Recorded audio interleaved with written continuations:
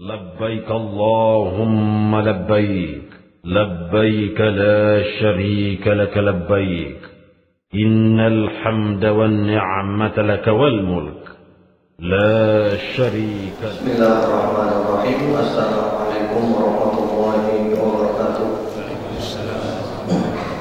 إن الحمد لله نحمده ونستعينه ونستغفره ونعوذ بالله من شرور أنفسنا ومن سيئات أعمالنا من يهده الله فلا مضل له ومن يضلل فلا هادي له وأشهد أن لا إله إلا الله وحده لا شريك له وأشهد أن محمدا عبده ورسوله صلى الله عليه وعلى آله وسلم تسليما كثيرا.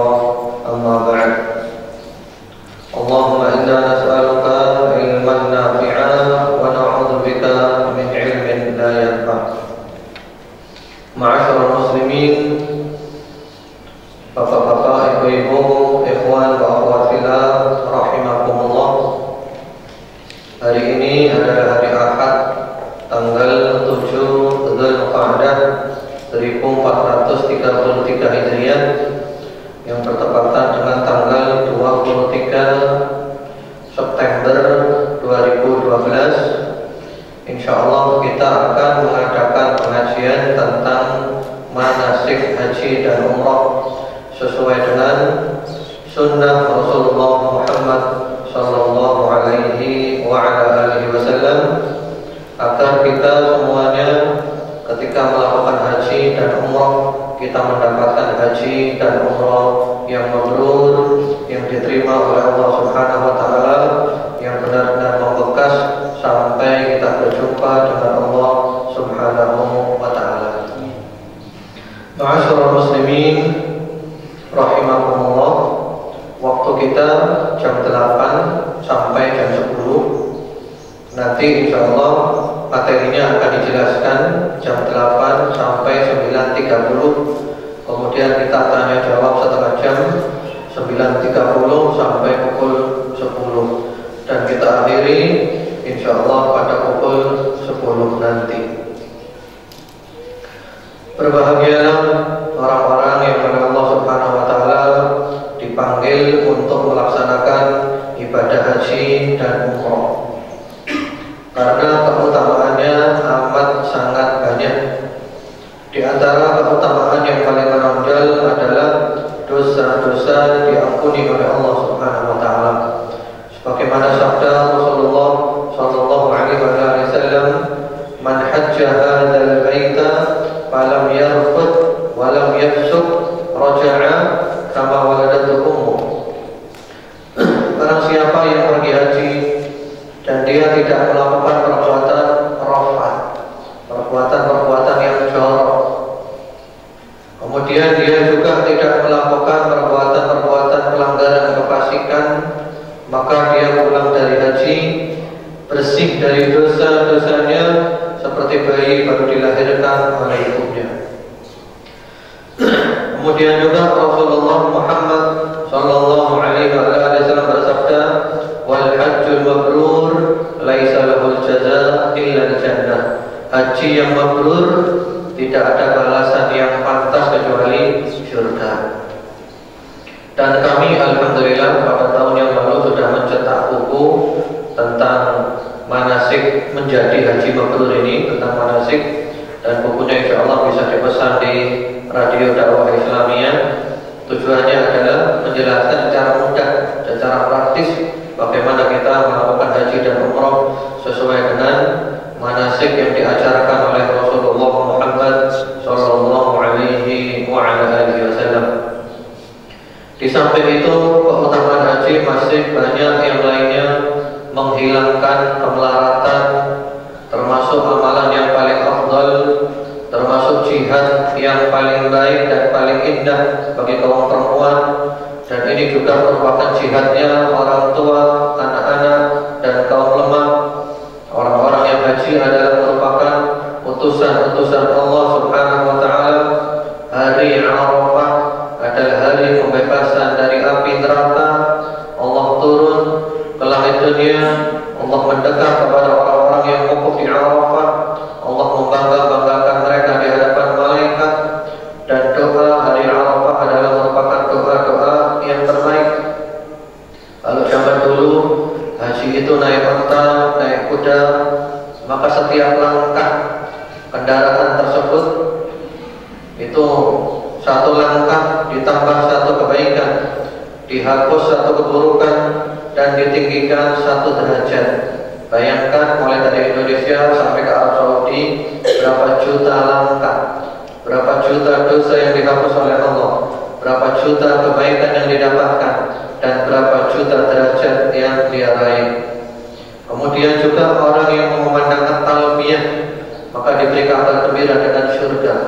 Tiap-tiap mengucapkan labbaik Allahumma labbaik, labbaik la syarika laka labbaik, innal hamda wan ni'mata laka wal mulk la syarika lak, itu diberi kabar gembira dengan surga. Kemudian juga pohon-pohon, batu-batu yang ada di samping kanan kirinya ikut bertalbiyah bersamanya. Demikian pula ketika tawaf 7 putaran, sama dengan memerdekakan budak. Satu langkah dicatat satu kebaikan dan dihapus satu keburukan. Kemudian mengusap Hajar Aswad, melebur dosa-dosa.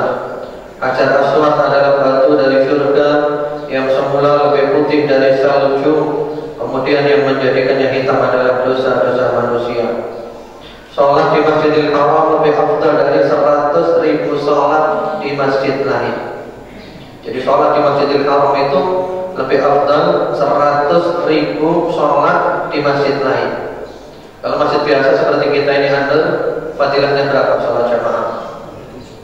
Fadilahnya 27. Nah berarti di Mekah itu 27 dikali 100.000. Jadi bukan 100.000 begitu saja.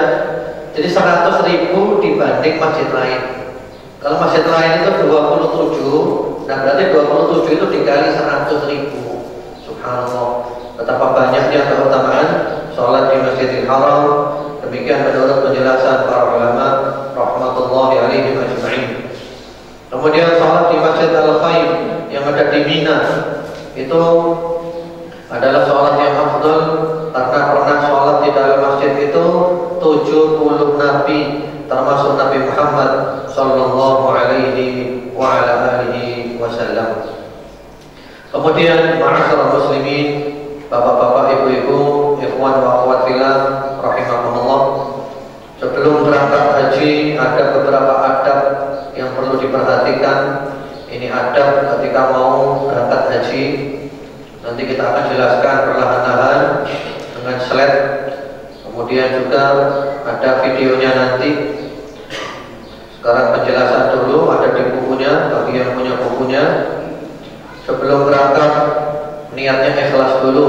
Saya benar-benar ingin haji ini karena Allah, benar-benar memenuhi panggilan Allah, benar-benar ingin mendapatkan fadilah-fadilah daripada haji yang telah disebutkan oleh Allah dan Rasulullah Muhammad sallallahu alaihi wa ala alihi wasallam.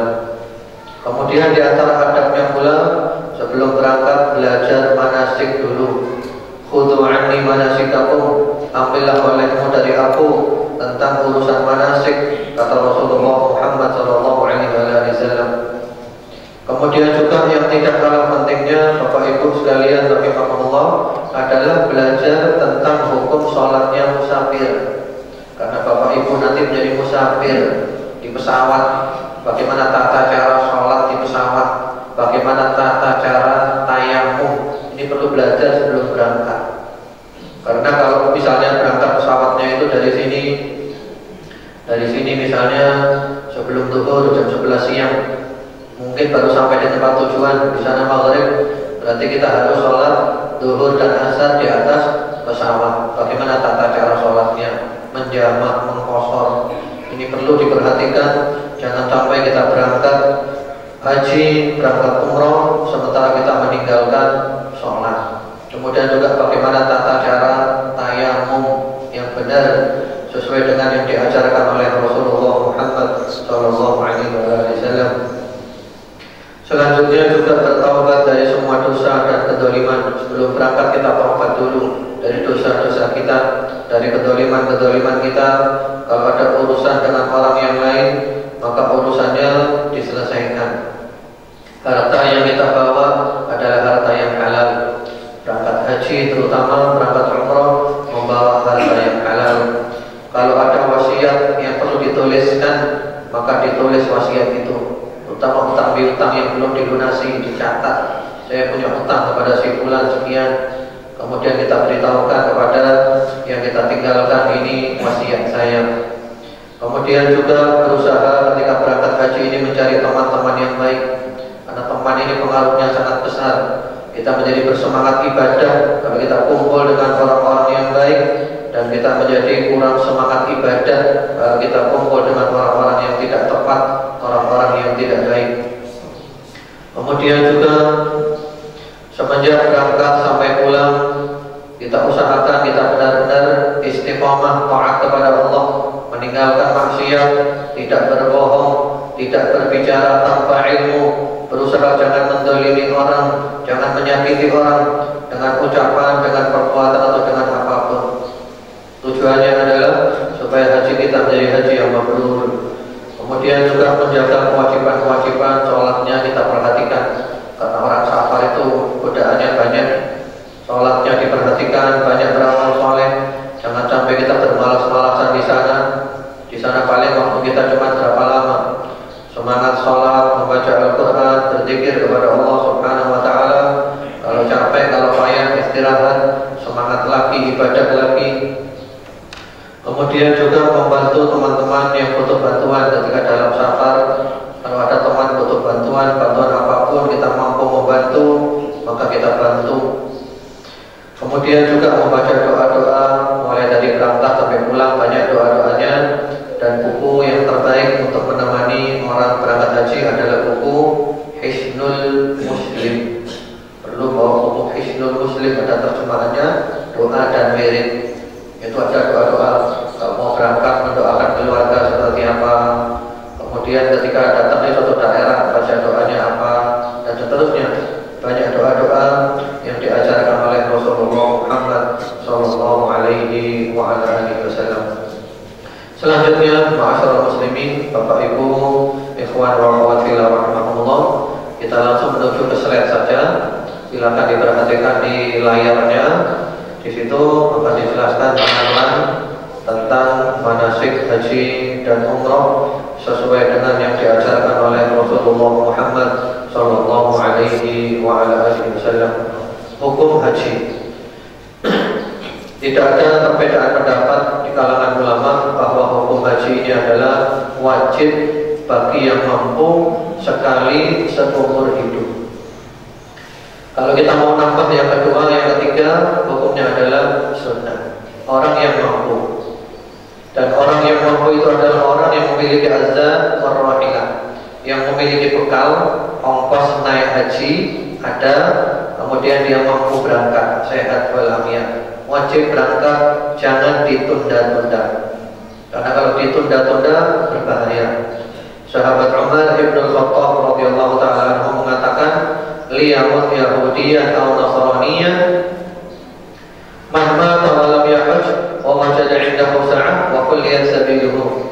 Silahkan pilih mati sebagai Yahudi atau Nasrani. Silahkan pilih. Yaitu orang yang mampu haji, perjalanannya aman, ternyata dia tidak berangkat sampai dia mati. Jadi yang wajib seumur sekali saja. Namun demikian kita dianjurkan yang kedua, yang ketiga, haji sunnah. Bahkan ada hadis qudsi. Allah Subhanahu wa taala berfirman, "Inna 'abdan ashhadu lahu jismah wa wasa'tu 'alaihi rizqi lam yafid ilayya khamsat a'wam la mahrum aw kama qala." Seorang hamba yang aku berikan badan yang sehat, rezeki yang cukup, lewat 5 tahun dia tidak datang kepadaku untuk haji, maka dia adalah orang yang mahrum, terhalangi dari kebaikan. Jadi yang wajib seumur cuma sekali saja, jangan ditunda-tunda. Allah berfirman di surat Ali Imran 97, "Walillahi 'alan nasi hajjul baiti man istata'a ilaihi sabila wa man kafara fa innallaha ghaniyyun 'anil 'alamin manusia berangkat haji bagi yang mampu, yang kufur tidak mau haji, maka Allah Maha Kaya dari seluruh alam semesta. Syarat wajib haji. Nah, siapa yang wajib berangkat haji? Yang wajib berangkat haji pertama-tama adalah orang yang beragama Islam. Orang kafir tidak wajib haji. Yang kedua, berakal. Orang berakal. Kalau orang gila, orang sakit jiwa, tidak wajib haji. Kemudian yang ketiga, sudah baligh. Sudah baligh. Baligh itu ada umurnya 15 tahun, atau ada tandanya, sudah keluar air mani, sudah keluar darah haid, sudah tumbuh bulu-bulu keras di sekitar kemaluan, itu tanda baligh. Kalau tidak ada tanda, maka umurnya 15 tahun. Anak kecil haji, hajinya sah. Tapi kalau baligh masih wajib haji. Belum gugur haji yang wajib. Demikian pula yang keempat, syarat wajibnya adalah merdeka. Budak haji sah, tapi kalau merdeka wajib haji lagi. Kemudian mampu. Mampu ya tadi mempunyai ongkos naik haji, badannya sehat, dan semisalnya. Hukum perempuan haji tanpa mahram. Ini masalah yang sering menjadi pertanyaan. Apakah boleh orang perempuan haji tanpa mahram? Para ulama berbeda pendapat, ada dua pendapat. Pendapat yang pertama mengatakan tidak boleh. Berangkat haji tanpa mahram tidak boleh. Mereka berpegang kepada hadits-hadits yang melarang perempuan haji tanpa mahram. Kalau berangkat haji juga tanpa mahram, hajinya sah, tapi dia berdosa karena dia berangkat haji tanpa mahram. Dan kebanyakan ulama Arab Saudi sekarang berpegangan dengan pendapat yang ini, berpegangan dengan dohir hadits yang ada tentang larangan seorang perempuan pergi safar tanpa mahram. Pendapat yang kedua adalah boleh pergi dengan catatan aman. Perempuan boleh pergi tanpa mahram haji dengan catatan aman. Itu berangkat dengan rombongan yang aman, rombongan kaum wanita dengan travel yang aman, terjamin keamanannya. Dan inilah pendapat yang kami yakini, bahwa seorang perempuan boleh melakukan safar tanpa mahram dengan catatan aman. Karena tujuannya mahram adalah memberikan keamanan. Dan ini juga pendapat yang dirajihkan oleh para ulama, di antaranya Syekhul Islam Ibnu Taimiyah rahimahullah taala. Beliau mengatakan, wa ta'ujju kullu imra'atin aminatin ma'adami mahram wa hadha mutawajjih li kulli safarin ta'am. Seorang wanita yang aman boleh berangkat haji tanpa mahram, dan ini berlaku untuk semua safar ketaatan. Yang penting aman, boleh berangkat tidak apa-apa, terutama haji yang pertama kali. Haji yang pertama, haji yang wajib, yang dikenal sebagai Hajjatul Islam, haji sebagai rukun Islam. Selanjutnya, mewakilkan dalam haji dan umroh. Haji dan umroh badal namanya, mewakilkan. Ada dua kasus. Kasus yang pertama adalah orang itu mampu haji, mampu umroh, ongkosnya ada, tapi dia sakit, tidak bisa berangkat, sudah tua renta tidak bisa berangkat, atau sakit tidak bisa berangkat lagi, tidak diharapkan kesembuhannya, sakit parah tidak bisa sembuh. Maka di sini dia keluarkan ongkos untuk menghajikan dia atau mengumrohkan dia, dihajikan orang lain. Dengan catatan yang menghajikan itu sudah pernah haji, yang mengumrohkan dia sudah pernah umroh. Nah, ini boleh. Ini namanya haji badal atau umroh badal. Sehingga di Arab Saudi itu banyak mahasiswa-mahasiswa yang kuliah di sana itu sering mengumrohkan orang atau menghajikan orang, karena mereka sudah pernah umroh, sudah pernah haji. Jadi kasus yang pertama masih hidup, cuma sakit, tua renta, nggak bisa berangkat, maka dihajikan atau diumrohkan. Kasus yang kedua, meninggal dunia. Ya, dia mampu haji, ongkos ada, semuanya ada, menunda-nunda haji sampai meninggal dunia. Maka di sini hartanya itu diambil harta warisnya untuk menghajikan dia. atau mengumrohkan dia oleh orang yang sudah pernah haji atau sudah pernah umroh. Jadi namanya ini adalah haji badal atau umroh badal. Jadi boleh ya, syaratnya dua. Syarat yang pertama, orangnya itu sakit, nggak bisa berangkat atau meninggal dunia. Syarat yang kedua, yang menghajikan dia, yang mengumrohkan dia sudah pernah haji dan sudah pernah umroh. Semoga keterangannya jelas. Selanjutnya, bagaimana agar seseorang itu menjadi haji yang mabrur? Ada beberapa kriteria seseorang supaya hajinya mabrur. Yang pertama-tama adalah ikhlas karena Allah. Wa atimul hajja wal umrata lillah. Kata Allah Subhanahu wa taala, sempurnakan haji dan umrah karena Allah. Benar-benar niatnya haji ini karena Allah. Bukan ingin dipanggil Pak Haji, Bu Haja, bukan ingin didengar orang, dilihat orang, bukan karena apapun, karena Allah. Allah menyuruh saya haji, saya berangkat haji. Rasulullah menyuruh saya haji, saya berangkat haji karena Allah. Yang kedua kriterianya adalah mengikuti tata cara manasik yang diajarkan oleh Rasulullah Muhammad sallallahu alaihi wasallam. Beliau bersabda, "Khudhu anni manasikakum." Ambillah oleh kalian dari aku tentang perkara manasik. Jadi belajar manasik dulu sebelum berangkat. Bagaimana sifat haji, sifat umrah yang diajarkan oleh Rasulullah Muhammad sallallahu alaihi wasallam. Yang keempat, harta yang dipakai adalah harta yang halal, bukan harta yang haram. Karena orang yang beribadah kepada Allah dengan harta yang haram, ibadahnya tidak diterima oleh Allah Subhanahu wa taala. Innallaha ta'ala thayyibun la yaqbalu illa thayyiban. Allah Maha baik dan Allah tidak menerima kecuali yang baik saja. Kemudian yang keempat adalah diambil dari kata-kata mabrur, dari kata-kata albir, banyak berbuat kebaikan. Mulai dari berangkat sampai di sana banyak berbuat baik, melakukan ketaatan, meninggalkan kemaksiatan, meninggalkan kezaliman-kezaliman. Kemudian orang yang pulang dari haji, tanda kalau hajinya adalah haji yang mabrur, dia menjadi orang yang semakin baik hubungannya dengan Allah, semakin baik muamalahnya dengan manusia. Ini tanda haji yang mabrur. Nanti kita bahas di akhir kajian ini tanda haji yang mabrur, seperti apa tandanya.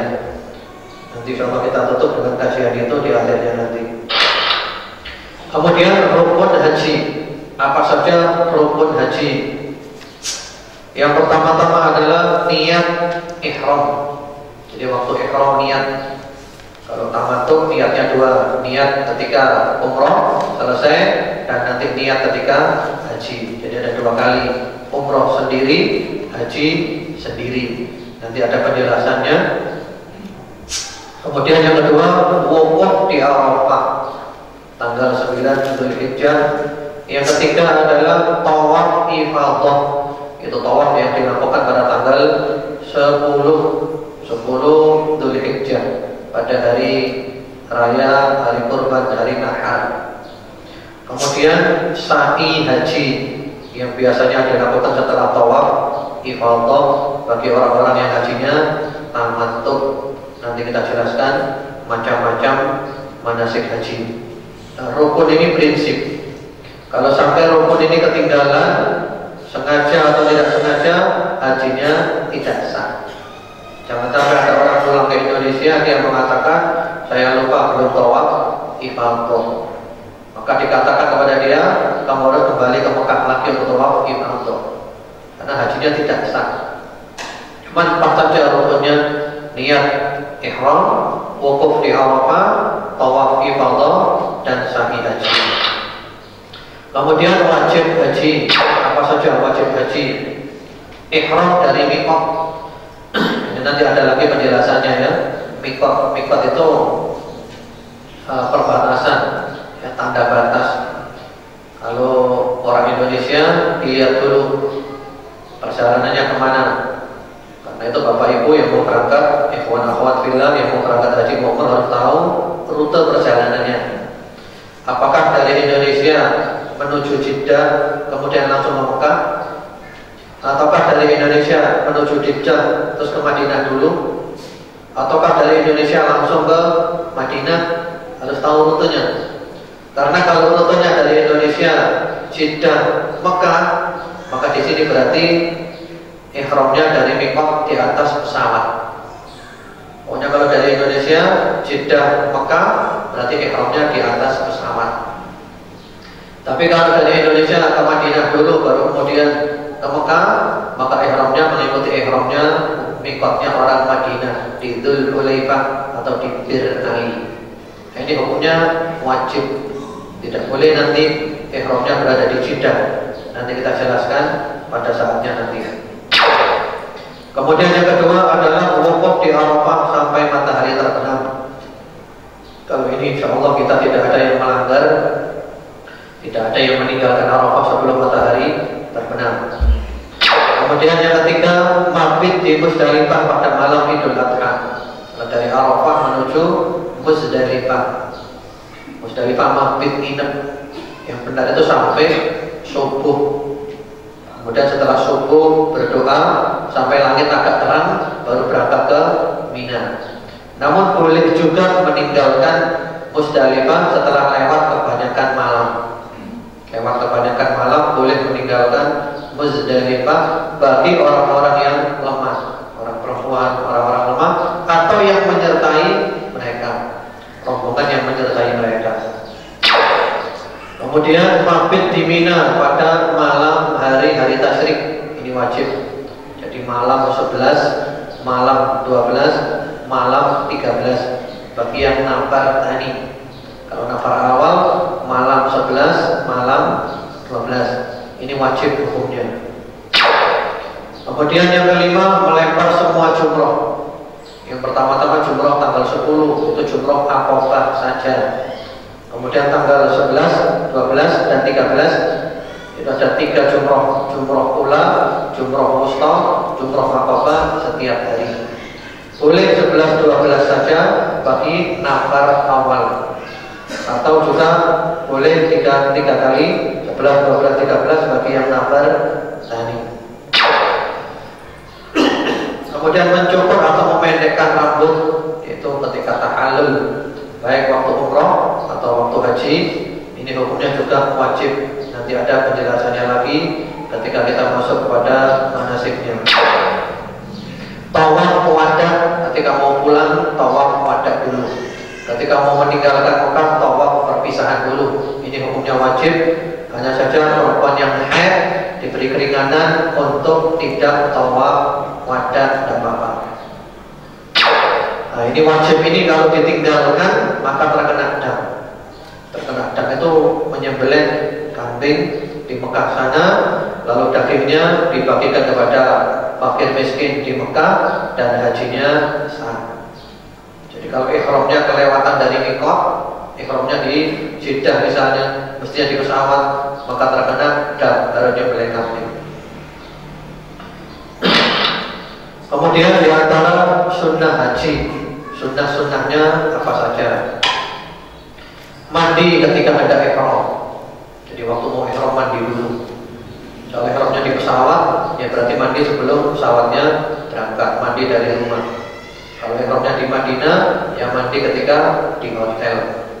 Atau ketika waktu haji di tempatnya masing-masing, mandi ketika mau ihram itu mandi yang bersih. Kemudian juga merapikan kumis, mencabut bulu ketiak, mencukur bulu kemaluan, memotong kuku ketika ada ihram, bersih-bersih. Bahkan keempat perkara ini, merapikan kumis, mencabut bulu ketiak, mencukur bulu kemaluan dan memotong kuku, tidak boleh dibiarkan lebih daripada 40 hari. Jadi dalam Islam itu tidak boleh memelihara 4 hal ini lebih daripada 40 hari. Memelihara kuku lebih dari 40 hari itu dilarang dalam Islam. Kemudian yang berikutnya lagi adalah orang laki-laki ihram dengan 2 lembar kain putih. Ini sunnah. Artinya selain kain putih juga boleh, cuman yang sunnah adalah warnanya putih.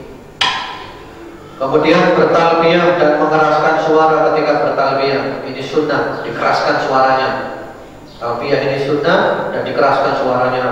Labbaik Allahumma labbaik, labbaik la syarika laka labbaik innal hamda wan ni'mata laka wal mulk la syarika lak. Ini sunnah. Kemudian mabit di Mina tanggal 8 Dzulhijjah. Jadi tanggal 8 itu yang benar adalah inap di Mina. Sholat zuhur, asar, maghrib, isya, dan subuh di Mina. Jadi malam menjelang wukuf di Arafah itu yang sunnah adalah mabit di Mina. Cuma jamaah haji Indonesia jarang yang melakukan ini, terutama WNH biasa. Karena WNH biasa itu tanggal 8 sudah langsung berangkat ke Arafah. Yang plus kadang masih ada yang inap di Mina. Ini sunnah. Kemudian mencium hajar aswad, ini hukumnya juga sunnah. Tidak perlu kita memaksakan diri karena berat, apalagi musim haji ya. Bahkan kadang seakan-akan antara hidup dengan mati. Sudah kita nggak usah. Kalau nggak bisa nyium nggak apa-apa. Isyarat saja dari jauh. Jangan sampai kita nanti bayar. Di sana ada apa namanya orang-orang yang menawarkan kepada kita, mau saya bantu mencium hajar aswad, lalu kita disuruh bayar nanti. Bayar 100 real, bayar 200 real, itu tidak perlu. Tidak usah kita lakukan. Bisa mencium, alhamdulillah. Tak bisa, tidak apa-apa. Karena kalau musim-musim ramai seperti ini sulit untuk mencium hajar aswad. Kemudian intibah itu bagi orang laki itu ditampakkan bahu kanannya ketika tawaf qudum, tawaf yang pertama kali datang. Jadi kain ihramnya diselempangkan di bawah ketiak lengan kanannya sehingga bahu kanannya kelihatan. Ini sunnah.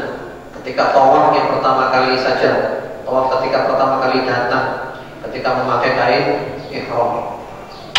Kemudian termasuk sunnah adalah rommel, yaitu ketika tawaf yang pertama kali datang, tawaf umroh namanya itu 3 putaran pertama jalannya cepat, 3 putaran pertama saja, ini sunnah. Selebihnya 4 putaran terakhir jalan biasa. Kemudian tawaf qudum bagi orang yang hasilnya qiran atau ifrad. Supaya tidak membingungkan, kita fokus pembahasannya satu saja. Kita bahas haji tamattu saja, karena itu yang paling afdal, haji tamattu. Apabila amalan sunnah ini ditinggalkan, maka tidak ada konsekuensinya, hajinya sah. Jadi tadi ada rukun, ada wajib, ada sunnah. Ingat nggak bapak-bapak dan ibu-ibu? Kalau rukun ditinggalkan, konsekuensinya apa? Konsekuensinya tidak sah, harus dikerjakan. Kalau wajib ditinggalkan, konsekuensinya apa? Terkena adab, menyembelih kambing, dibagikan dagingnya di pokok rumah sakit di Mekah, dan hajinya sah. Kemudian kalau sunnah ditinggalkan, konsekuensinya apa? Tidak terkena apa-apa. Cuman eman dia meninggalkan sunnah, dia kehilangan ganjarannya sunnah. Larangan ketika ihram. Ada larangan di antaranya meninggalkan maksiat, terutama adalah meninggalkan syirik. Jadi bagi yang mau ihram, tobat kepada Allah dari syirik-syirik, ketergantungan kepada selain Allah, cinta-cinta kepada selain Allah, takut-takut kepada selain Allah, harapan-harapan kepada selain Allah, kemudian juga jimat-jimat dan semisalnya, ditinggalkan semuanya. Tobat kepada Allah dari semua itu. Ini larangan secara umum, apalagi ketika kita mau melaksanakan ibadah haji atau umroh. Kemudian berbantah-bantah debat kusir, karena biasanya godaannya orang safar itu suka marah-marah, debat kusir nanti. Jadi bantah-bantah ada faedahnya, marah-marah. Ini larangan, bahkan bisa merusak hajinya atau umrohnya. Fala rafata wala fusuqa wala sidala bil hajj. Jangan berbantah-bantahan, debat kusir. Adapun diskusi secara ilmiah tidak apa-apa. Kemudian yang ketiga, mencukur rambut. Ya, mencukur rambut, memotong rambut. Nah, ini dilarang ketika dalam keadaan ihram. Adapun kalau rambutnya rontok sendiri karena digaruk, karena keramas, tidak apa-apa. Kemudian larangan yang berikutnya adalah memotong kuku, baik kuku tangan atau kuku kaki. Adapun kalau kukunya itu lepas sendiri, lalu dia merapikannya supaya tidak mengganggu, tidak apa-apa. Tapi kalau sengaja memotong, dilarang. Kemudian menutup kepala laki-laki dilarang pakai kopiah atau kain ihramnya ditutupkan di kepala karena panas. Ini bagi orang laki dilarang. Adapun nanti kalau pakai payung malah tidak apa-apa. Yang dilarang adalah sesuatu yang menempel di kepalanya. Nanti ada filmnya. Kemudian memakai penutup wajah, pakai cadar, orang perempuan dilarang. Ketika ihram yang dilarang pakai cadar. Kalau biasa pakai cadar, maka dia boleh memakai penutup wajah, yaitu kain menjulur dari atas ke bawah, itu aja, kain transparan. Adapun kalau cadar seperti biasa mengikat di wajah, ada talinya, itu dilarang. Ini larangan bagi orang perempuan. Termasuk juga memakai pakaian yang berjahit bagi orang perempuan. Bagi orang laki-laki memakai pakaian berjahit yang berbentuk, maksudnya. Jadi berjahit adalah berbentuk seperti yang kita pakai ini ya. Adapun kalau kainnya ihram yang tidak ada bentuknya tapi ada jahitannya, tidak apa-apa. Jadi kata-kata tidak berjahit ini bukan dari Nabi. Karena itu kadang menimbulkan kebingungan. Sehingga di Arab Saudi itu mereka kalau kain ihram di bawah itu di model sarung, model kayak sarung itu dijahit kayak sarung. Tidak apa-apa, boleh itu. Dikasih apa namanya, pengikat di sininya, kasih apa namanya, kolor gitu. Ya apa-apa, boleh. Yang dilarang oleh Nabi itu adalah qamis, la yalbasul qamis, wala sarwilat, wala baronis, wala amalim. Yang tidak boleh pakai berbentuk seperti ini. Jadi kalau kain di model baju tapi tidak ada jahitannya, diikat-ikat aja, boleh apa enggak? Tidak boleh. Itulah yang dimaksud dengan pakaiannya berjahit berbentuk. Nomor 8, memakai parfum minyak wangi setelah masuk ke dalam ihram. Adapun sebelum ihram tidak apa-apa. Sebelum ihram pakai parfum tidak apa-apa. Hanya kalau orang perempuan dilarang memakai parfum kalau baunya dicium oleh laki-laki bukan mahramnya. Kemudian juga perempuan larangannya ada lagi memakai sarung tangan. Pakai sarung tangan, kaos tangan itu dilarang. Konsekuensinya larangan yang ketiga sampai ke-8. Ketiga tadi apa? Memotong rambut. Kemudian keempat tadi apa? Memotong kuku. Kelima, orang laki menutup kepala. Keenam, orang perempuan menutup wajah atau memakai sarung tangan.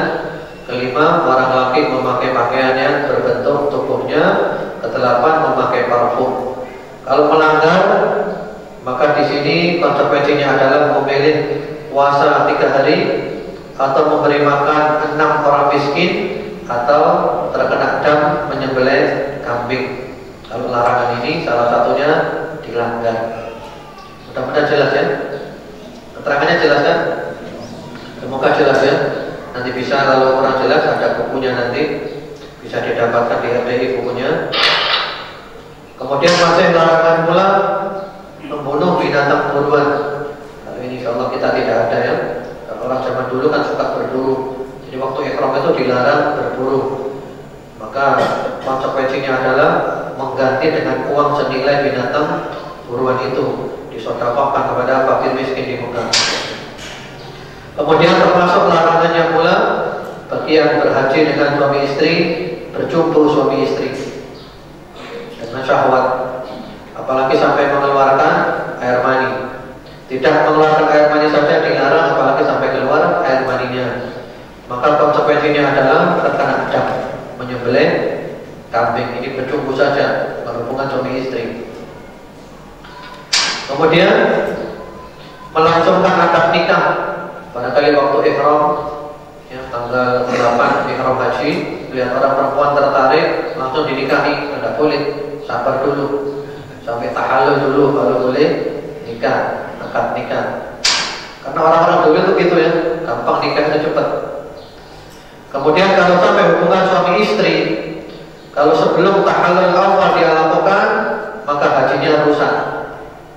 Hajinya rusak dan dia masih wajib menyelesaikan hajinya dan wajib mengqadha pada tahun berikutnya dan wajib menyembelih onta di Mekah. Ini kalau belum tahallul awal.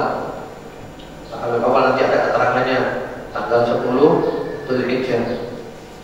Kemudian kalau sudah tahallul awal, sudah tahallul awal, maka hajinya sah, konsekuensinya adalah terkena dam. Nanti ada keterangannya apa tahallul awal, apa tahallul tani. Ada tahallul awal, ada tahallul tani. Dan tanggal 10 Dzulhijjah pembahasannya nanti. Kemudian kalau ada orang melakukan pelanggaran tadi itu ada 3 kemungkinan. 3 kemungkinannya adalah yang pertama-tama dia tidak tahu hukumnya, atau dia lupa, atau dia dipaksa, maka tidak ada konsekuensinya, tidak berdosa.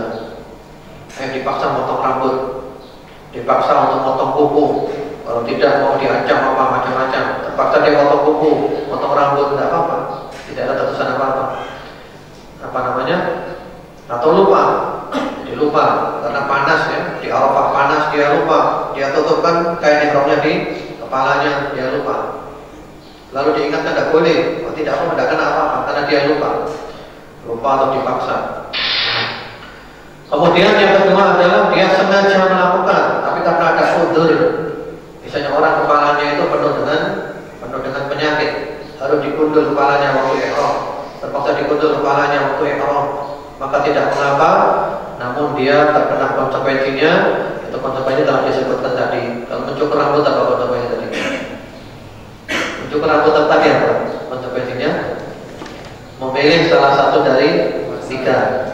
Puasa 3 hari, memberi makan 6 orang miskin, atau menyembelih kambing terkena dam. Tadi sudah ada keterangannya masing-masing pelanggarannya apa. Kemudian yang ketiga, sengaja dia lakukan tanpa ada udzur, maka dia berdosa dan dia terkena konsekuensinya, harus istighfar, taubat kepada Allah Subhanahu wa taala. Kemudian ma'asyiral muslimin, ikhwan wa akhwat fillah rahimakumullah, macam-macam haji. Ada haji namanya adalah haji tamattu. Ini adalah haji yang paling afdal, paling sempurna. Inilah haji yang dilakukan oleh Rasulullah Muhammad sallallahu alaihi wa ala alihi wasallam. Yaitu haji ini umrah dulu sempurna sampai tahallul selesai. Tanggal 8 memulai proses haji sampai selesai. Kemudian dia sudah terkena menyembelih haji. Haji itu sebagian mengatakan sama dengan kurban, sebagian mengatakan itu khusus bagi orang yang haji tidak sama dengan kurban. Pokoknya menyembelih kambing namanya haji. Ini paling sempurna, ini paling afdal, dan inilah yang dianjurkan oleh Nabi Muhammad SAW.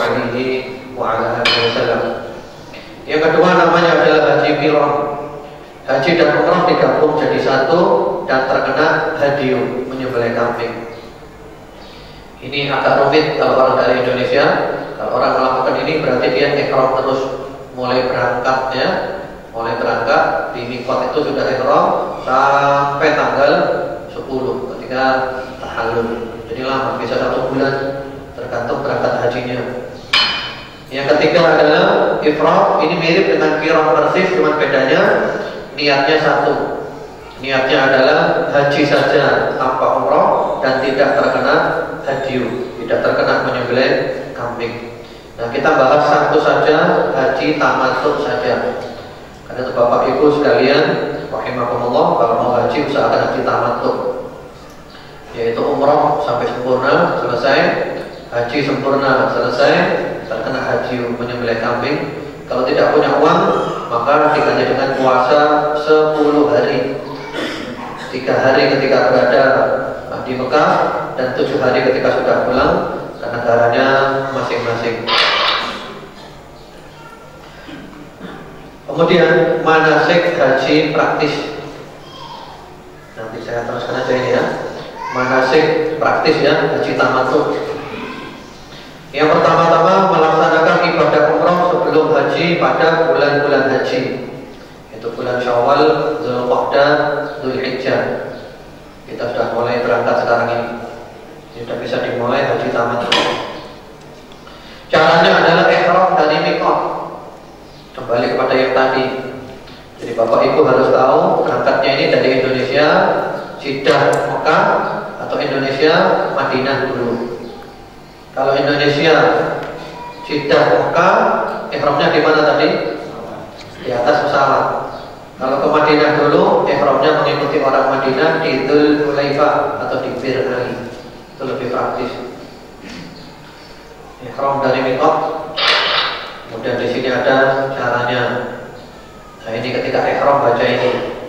Labbaika umrah. Allahumma hadhihi umrah la riya'a fiha wa la sum'ah.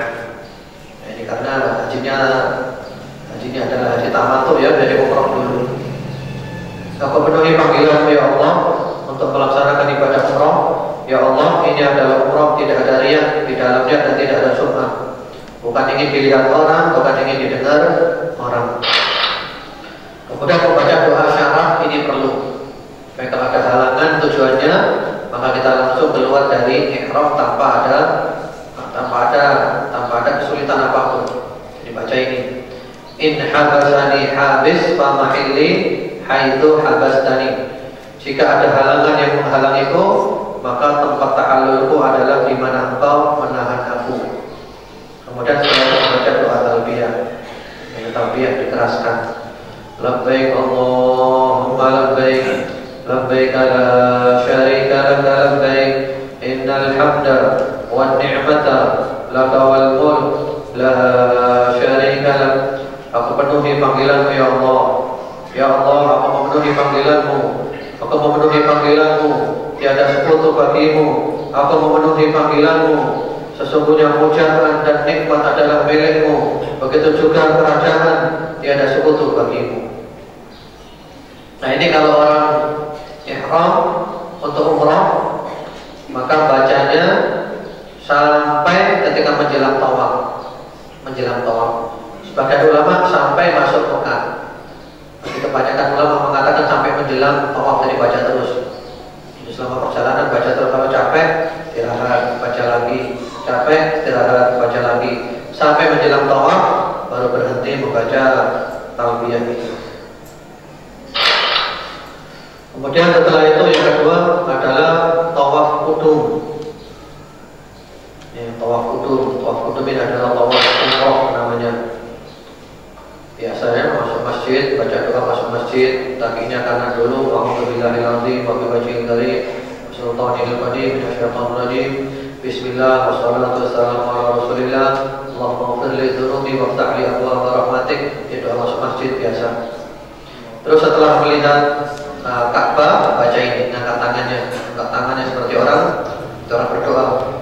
Ya, kita ucapkan Allahumma antas salam wa minkas salam. Fahayyina rabbana bisalam. Ya Allah, engkau adalah as-salam, maha penebar kesejahteraan, lagi selamat dari semua cacat dan kekurangan, dan darimu kesejahteraan. Maka hidupkanlah kami, wahai Rabb kami, dengan kesejahteraan. Jadi dibaca doa ketika melihat Ka'bah. Kemudian ketika tawaf, karena kan tawaf ya, dimulai dari Hajar Aswad dulu. Dulu ada garisnya, sekarang tidak ada, cuma dari jaraknya itu aja. Melambaikan tangan, mengisyaratkan ke Hajar Aswad, tangannya diisyaratkan sambil mengucapkan Bismillahirrahmanirrahim, Allahu Akbar. Ini start. Kalau bisa mencium. Kalau tidak bisa mencium, mengusap dengan tangan, lalu tangannya dicium. Tapi itu tidak mungkin karena suasananya ramai. Kita dari Jawa jadi isyarat Bismillahirrahmanirrahim, Allahu Akbar, start. Dan doanya bebas. Mau berdoa, mau bersolawat, mau ngaji Al-Quran, mau istighfar, mau apapun, bebas. Tidak ada doa-doa tertentu. Yang ada doa tertentu adalah antara rukun Yamani dengan Hajar Aswad. Jadi pojokan sebelum Hajar Aswad namanya rukun Yamani. Itu baca doanya Rabbana atina fid dunya hasanah wa fil akhirati hasanah wa qina adzabannar. Rabbana atina fid dunya hasanah wa fil akhirati hasanah wa qina adzabannar. Diulang-ulang sampai ketemu Hajar Aswad lagi, dihitung 1. Terus mulai lagi start yang kedua, Bismillahirrahmanirrahim, Allahu Akbar. Ya. Karena ini tawaf yang pertama kali datang, maka tadi ada 2 hal yang berbeda. Yaitu yang pertama-tama bahu kanannya ditampakkan.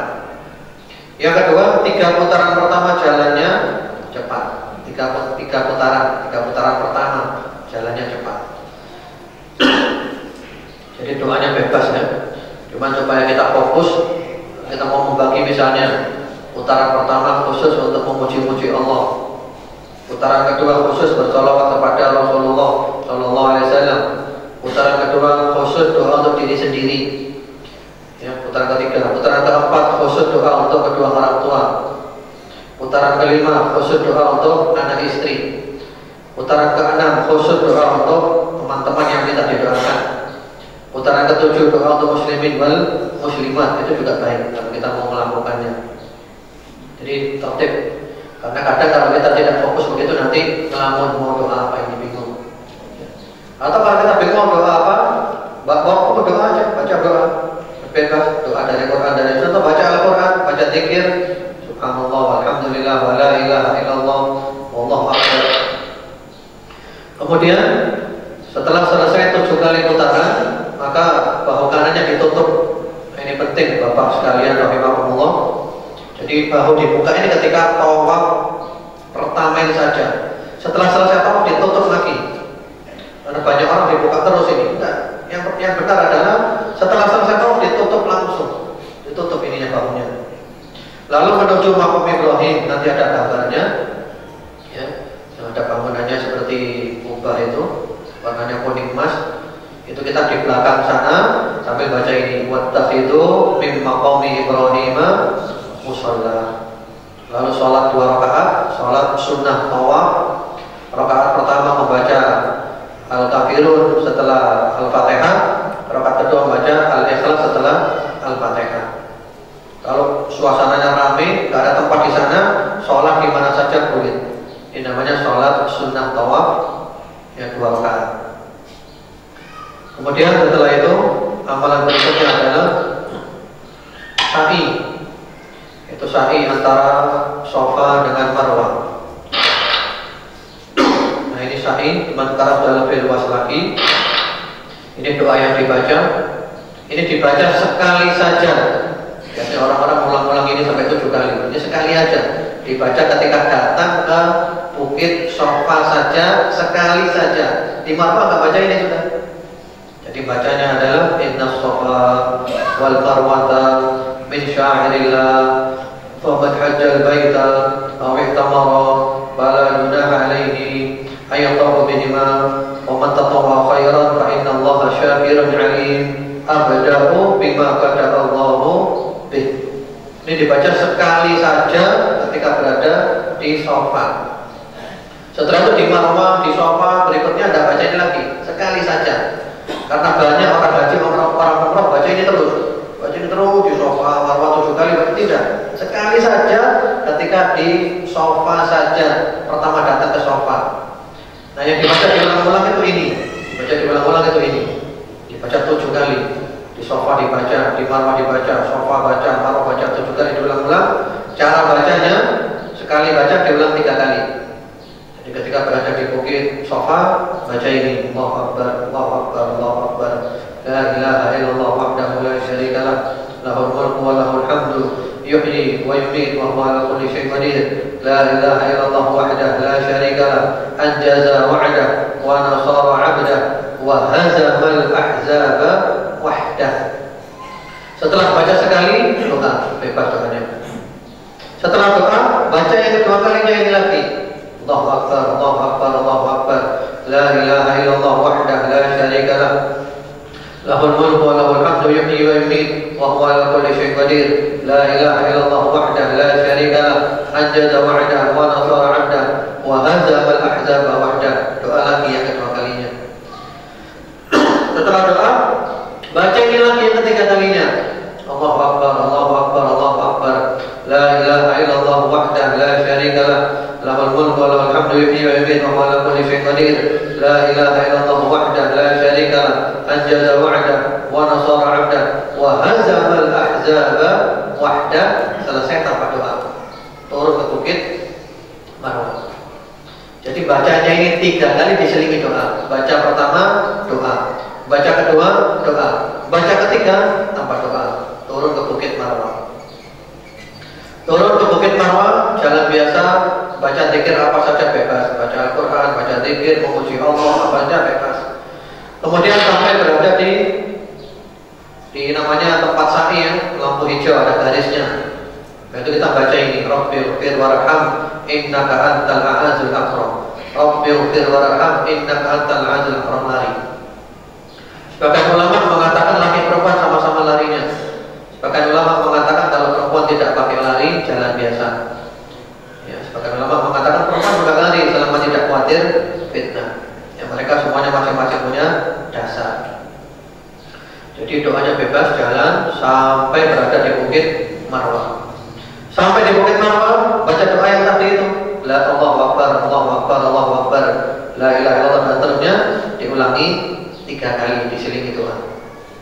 Kemudian turun ke Bukit Sofa lagi, jalan biasa, baca zikir apapun bebas. Sampai di lampu hijau, ya garis itu lari lagi, baca ini. Rabbighfir warham innaka antal a'azul akram.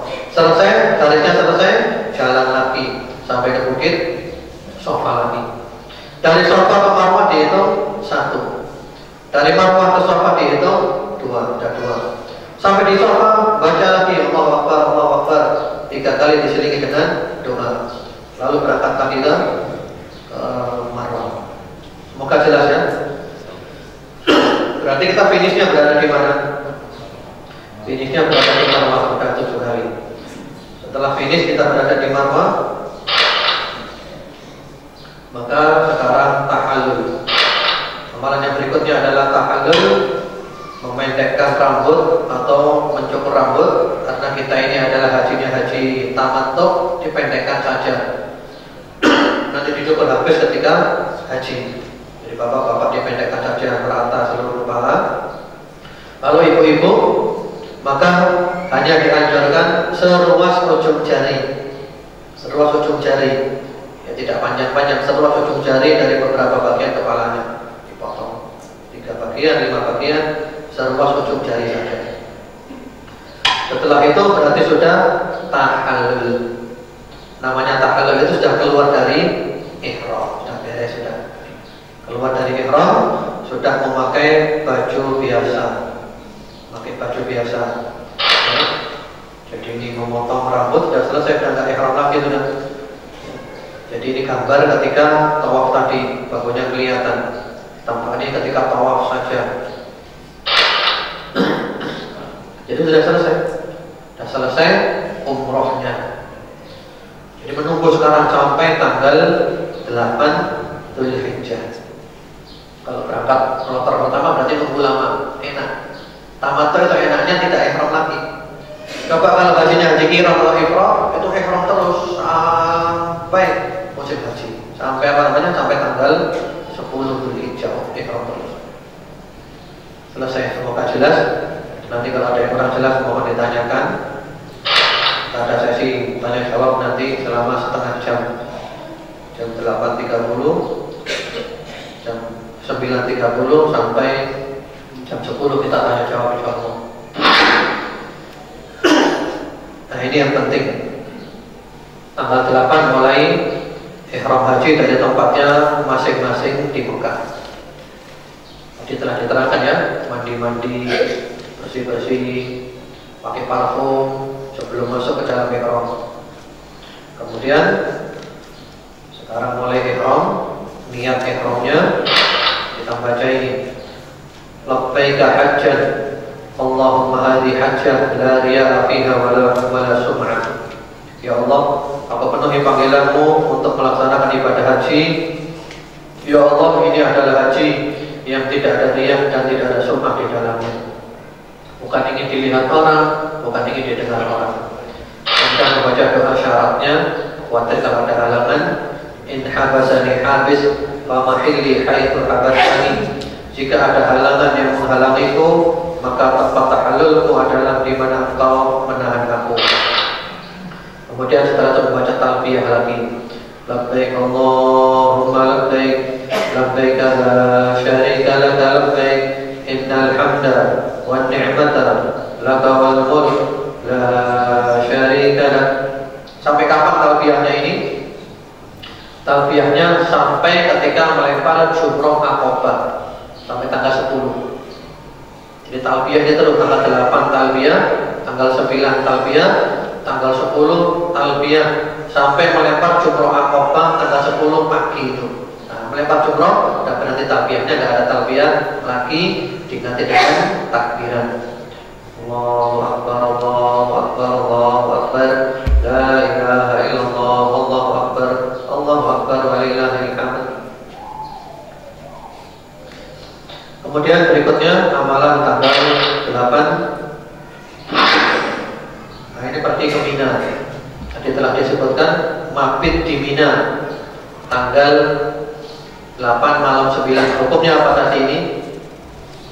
Masuk yang mana tadi? Sunnah ya, sunnah. Tapi jangan ditinggalkan. Dan sholat ketika di Mina itu sholatnya qashar tanpa jamak. Jadi sholatnya itu masing-masing pada waktunya, cuman yang 4 jadi 2. Tapi tidak digabung, tidak dijamak.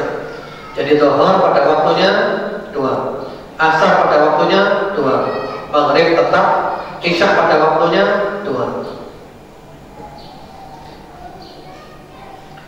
Kemudian berikutnya lagi amalan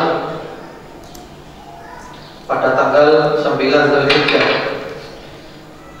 Jadi tanggal 8 amalannya 2 tadi itu ihram dari tempatnya masing-masing, ihram haji. Kemudian pergi ke Mina, berada di Mina sampai tanggal 9. Tanggal 9 ini terbit matahari, pergi ke Arafah, berangkat ke Arafah untuk melaksanakan wukuf di Arafah. Salat zuhur dan asar di Arafah, jamak qashar takdim. Jadi di Arafah nanti itu ada khutbah di Masjid Namirah, khutbah Arafah. Setelah itu adzan, lalu qomat, sholat zuhur 2 rakaat, lalu qomat lagi sholat asar 2 rakaat, jamak qashar takdim. Kemudian wukuf di Arafah dan memperbanyak doa dan zikir sampai matahari terbenam. Nah, setelah itu banyak doa. Ini doa yang terbaik, yang mana Allah Subhanahu wa taala banyak membebaskan hambanya dari api neraka pada hari Arafah. Allah mendekat kepada orang-orang yang wukuf di Arafah. Doa termasuk juga doa yang diajarkan oleh Rasulullah SAW, yaitu banyak membaca ini, la ilaha illallah wahdahu la syarikalah, lahul mulku wa lahul hamdu wa huwa ala kulli syai'in qadir. Yang banyak baca ini di Arafah di samping doa-doa yang lainnya. Kemudian setelah itu sampai matahari terbenam, meninggalkan Arafah menuju Muzdalifah. Namun biasa jamaah haji Indonesia yang biasa tetap di Arafah. Salat maghrib dan isya di Arafah boleh-boleh saja. Yang benar, yang afdal, salat maghrib dan isya itu berada di Muzdalifah.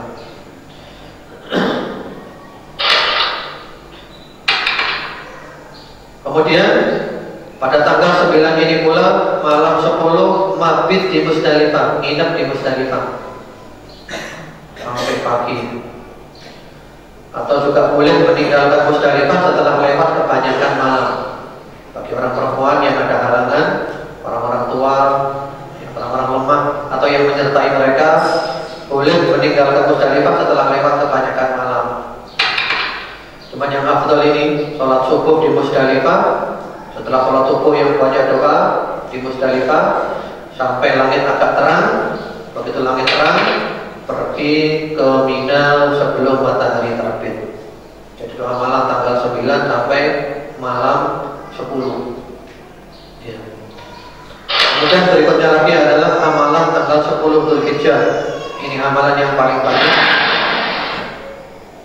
Sampai di Mina langsung melempar jumroh Aqabah. Ini jumrohnya 1 ya. Khusus jumroh tanggal 10 ini melemparnya pagi. Adapun kalau jumroh tanggal 11, 12 dan 13 melemparnya setelah zuhur. Kalau ini khusus ini pagi melemparnya. Yang melempar 7 lemparan. Nah, tadi talbiyah terus sampai melempar jumroh ini talbiyahnya berhenti. Tadi kan talbiyah terus ya, labbaik Allahumma labbaik. Nah, sampai melempar jumroh ini talbiyahnya dihentikan, enggak talbiyah lagi. Tiap-tiap melempar jumroh baca Allahu Akbar, Allahu Akbar, Allahu Akbar. Dan mencari batunya bebas. Tidak harus mencari batu di Muzdalifah. Mencari batu bebas. Yang Yang penting batunya batu kecil, tidak besar-besar, yang kira-kira kalau dilempar batunya tidak melayang-layang. Ya, pokoknya fokus kalau dilempar. Itu aja. Kemudian menyembelih hadyu. Karena kita sudah menyerahkan kepada petugas yang kita serahi, kita amanati, kita niati aja. Saya niat sekarang menyembelih hadyu. Kalau mungkin bapak-bapak titip di travelnya silahkan. Atau kalau nggak titip di travel, di Arab Saudi itu di sana ada loket-loket, Bank Ar-Rajihi, itu amanat, itu dipercaya. Jadi nanti bayar ini untuk hadyu. Saya haji tamattu, ini hadyu bayar. Entah sekarang berapa harganya. Kalau dulu sekitar 350 real. Entah sekarang berapa. Itu nanti kita dapat kupon dan kita boleh minta bagian daripada dagingnya. Ya kita niatkan aja sekarang saya menyembelih hadyu. Kemudian mencukur rambut. Mencukur rambut, nah sekarang digundul habis kalau orang lagi, dicukur bersih, ya jangan pakai silet, bersih. Namanya itu dihalak. Ini afdal. Dan Rasulullah SAW mendoakan mereka, Allahumma arhamil muhallikin, Allahumma arhamil muhallikin, Allahumma arhamil muhallikin wal muqassirin. Ya Allah, berilah rahmat orang-orang yang mencukur habis rambutnya. Didoakan 3 kali. Baru orang yang memendekkan rambutnya, yang keempatnya. Kalau orang perempuan itu dipotong seruas ujung jari, jadi itu ujung jari pendek-pendek aja segini aja. Ujung jari dan beberapa bagian tangannya. Setelah kita melakukan 2 amalan ini, berarti sudah tahallul awal. Tahallul awal itu semua larangan ihram tadi itu boleh. Tinggal satu yang belum boleh, hubungan suami istri, jima nggak boleh. Jadi setelah tahallul awal ini nggak boleh pakai pakaian biasa, ganti pakaian biasa, pakai parfum, semuanya boleh. Yang tidak boleh cuma satu, hubungan suami istri belum boleh. Nunggu tahallul tadi. Kemudian amalan yang berikutnya lagi adalah pergi ke Masjidil Haram untuk melaksanakan tawaf ifadah. Tawaf ifadah tanggal 10 Dzulhijjah. Ya, tawaf ifadah. Kemudian setelah itu dilaksanakan dengan sa'i haji. Setelah selesai berarti kita sudah tahallul tani. Jadi amalannya ada 5. Tanggal 10 ini amalannya 5. Yang pertama-tama adalah melempar jumroh aqabah. Yang kedua menyembelih hadyu. Yang ketiga memotong atau mencukur rambut. Yang keempat tawaf ifadah. Yang kelima sa'i haji. Jadi amalannya paling banyak tanggal 10 ini. Dan amalan tanggal 10 ini boleh dibolak-balik. Misalnya dari Musdalifah pagi hari itu tidak ke Mina, langsung ke Mekah. Tawaf ifadah dulu, sa'i dulu, boleh, enggak apa-apa. Amalannya 5 kan? Ketika kita telah melaksanakan 2 dari 5 ini, berarti kita sudah tahallul awal. Melaksanakan 2 tahallul awal. Misalnya dari Musdalifah menuju Mina, melempar jumroh aqabah, kemudian menyembelih hewan kurbannya hadyu, kemudian potong rambut, berarti kita sudah tahallul awal. Atau kita tidak ke Mina, ke Masjidil Haram, Masjidil Haram langsung tawaf ifadah, kemudian setelah itu sa'i haji, tahallul awal. Semuanya larangan ihram boleh, tinggal satu yang belum boleh, yaitu hubungan suami istri. Cuma yang afdal urut-urutan yang tadi itu, dari Musdalifah menuju Mina, melempar jumroh aqabah, kemudian kita niatkan menyembelih hadyu, kemudian memotong atau mencukur rambut, kemudian ganti baju, ganti pakaian, semuanya pergi ke Masjidil Haram untuk melaksanakan tawaf ifadah. Jadi tawaf jangan pakai baju biasa seperti ini. Tawaf ifadah sudah tahallul, kemudian sa'i haji. Ya. Setelah itu kembali ke Mina lagi untuk menginap di Mina. Namanya mabit di Mina. Hukumnya apa tadi itu? Mabit di Mina wajib ya. Hukumnya adalah wajib mabit di Mina malam 11, malam 12, dan malam 13 bagi yang nafarat tadi.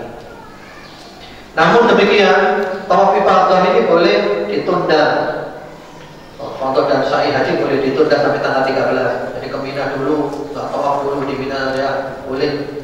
Setelah tanggal 13 meninggalkan Mina, tawaf ifadah boleh. Tapi selama itu dia belum tahallul tani, masih tahallul awal. Kemudian tanggal 11 Dzulhijjah. Ini amalan tanggal 11 melempar 3 jumroh. Jadi bawa batu jumlahnya 21 atau dilebihkan tidak apa-apa untuk cadangan barangkali lemparannya meleset. Yang pertama-tama jumroh ulang melempar 7. Allahu Akbar, Allahu Akbar, Allahu Akbar. Kemudian setelah itu melempar yang berikutnya jumroh wusta, Allahu Akbar, Allahu Akbar, Allahu Akbar. Kemudian melempar yang berikutnya jumroh Aqabah, Allahu Akbar, Allahu Akbar, Allahu Akbar. 7 lemparan. Mengambil batunya di mana saja boleh. Walaupun mengambil batu di sekitar situ juga boleh. Apalagi sekarang pelemparan jumrohnya itu enak dan lebar demikian besar, memudahkan kita dan ada beberapa lantai dan 4 lantai, rencananya sampai 8 lantai nanti pelemparan jumroh. Nah ini sunnah yang jarang diamalkan. Setelah melempar jumroh pula, sunnah berdoa. Setelah melempar jumroh pula, dari tempat yang sepi, ngadep kiblat, doa, angkat tangan. Doa yang panjang, ini sunnah. Ini jarang yang mengamalkan. Setelah melempar jumroh wusta, itu juga dari tempat yang sepi, ngadep kiblat, doa, angkat tangan. Ini sunnah, jarang yang mengamalkan. Setelah melempar jumroh Aqabah, tidak ada doanya. Jadi setelah jumroh mula, setelah jumroh wusta, ya berdoa panjang doanya, ini sunnah. Ini jarang yang mengamalkan. Dan kalau kita menghidupkan sunnah-sunnah yang telah ditinggalkan orang, ini adalah amalan yang paling afdal. Kemudian yang perlu kita perhatikan di sini, melempar jumroh tanggal 11, 12, 13 ini harus setelah zawal, setelah matahari tergelincir. Jadi pagi tidak boleh, karena Rasulullah SAW melarang.